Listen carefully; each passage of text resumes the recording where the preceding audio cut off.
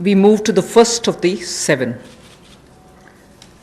The budget estimate for Manrega, Mahatma Gandhi National Rural Employment Guarantee Scheme, was 61,000 crores.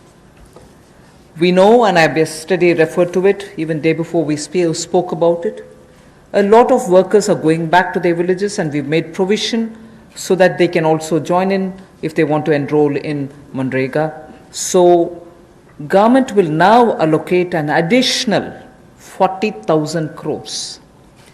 This way will ensure that during the monsoon season, and since many of them have gone back to their villages, and if they enroll, they will get the jobs. So 40,000 crore of rupees is additionally given over and above the BE.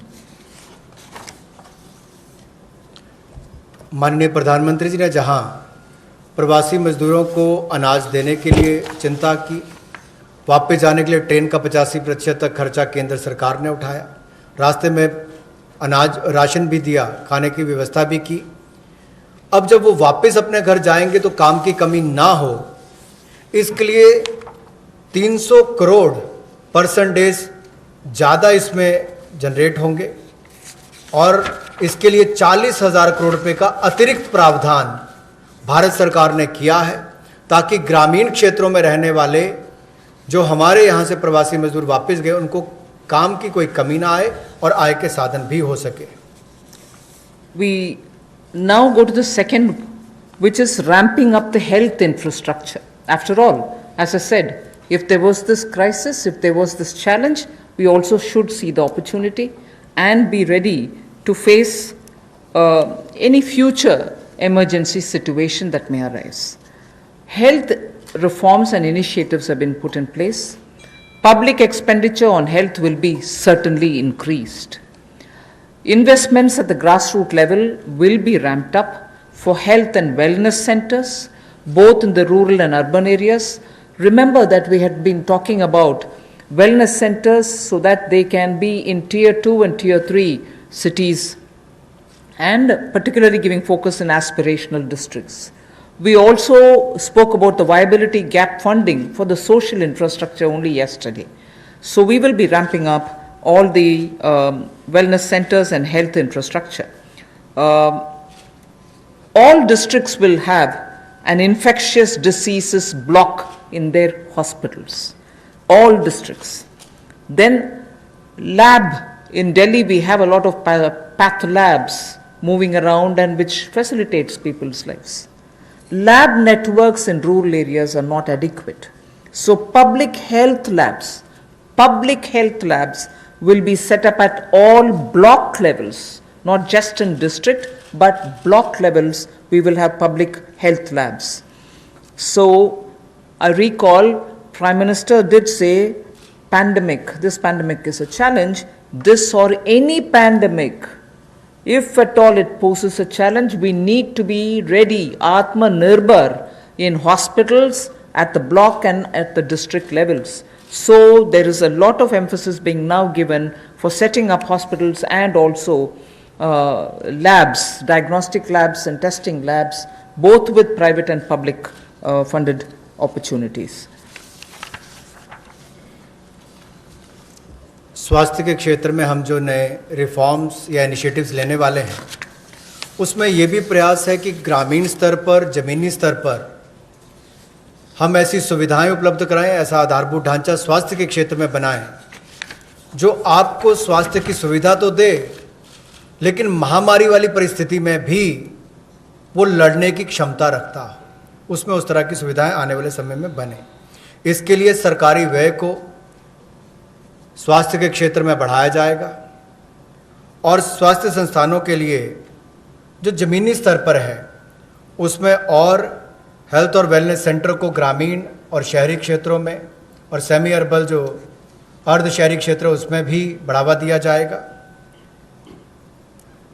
सभी जिला स्तर के अस्पताल जो हैं उसमें भी infectious disease के लिए, ताकि भविष्य की महामारी से लड़ने की क्षमता उनकी बने, उसके लिए कदम उठाए जाएंगे। जो लैब नेटवर्क है उसको भी और मजबूत किया जाएगा।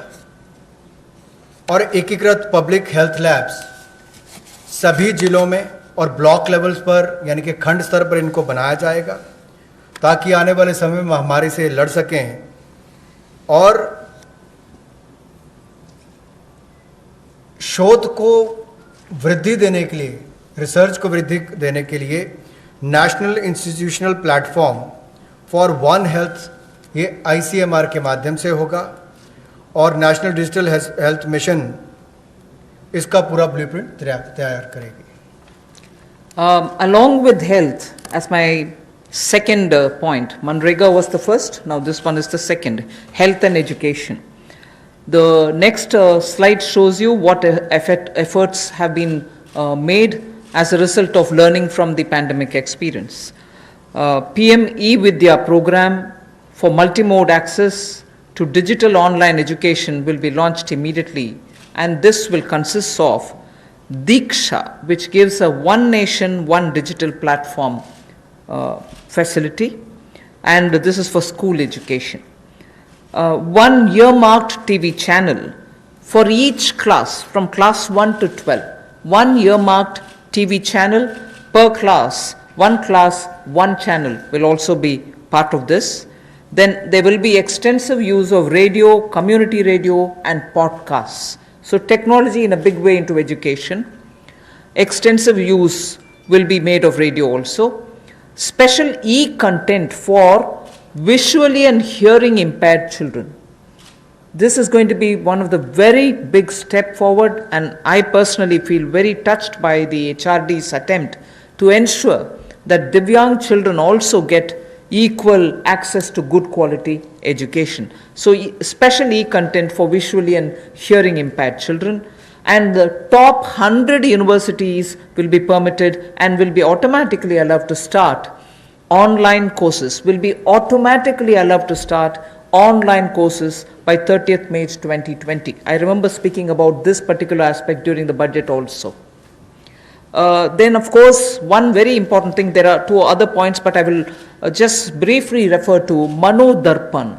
I think this is a great initiative, considering that during this lockdown period also, many students required support, psychological support, because lockdown was new to them. There was this fear, don't go anywhere, don't touch anybody, don't speak to anybody, don't take anything from anybody else.